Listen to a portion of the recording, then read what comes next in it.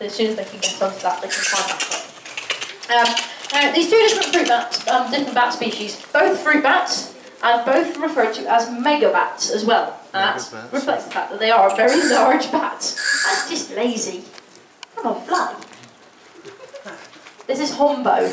Hombo is a bit of a character, as you can tell. It's a strange bat. Don't fly onto me though. It isn't unusual for me to end up wearing a bat hat when Hombo's around, so do bear with me if he does fly onto me.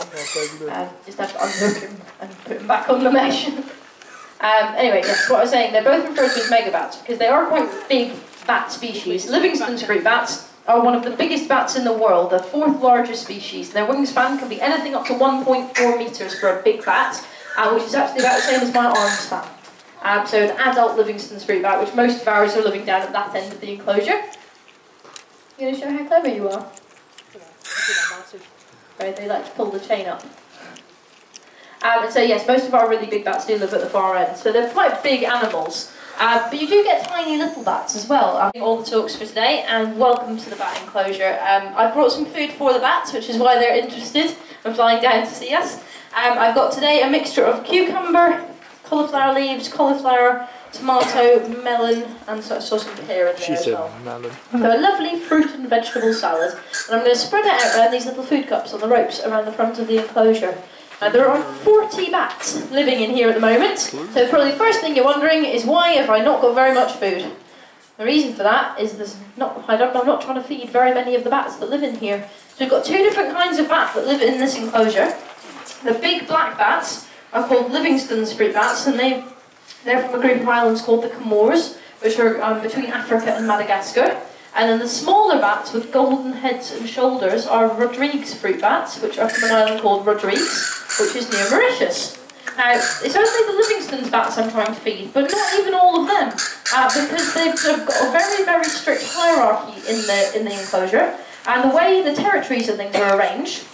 The high-ranking bats live up at the back of the enclosure, the low-ranking bats live down at this end of the enclosure, and it's these low-ranking males, like this guy down just in front of me, who are the most likely to get their food stolen from them, and get their girlfriends stolen from them, and just generally to get mistreated by all the other bats.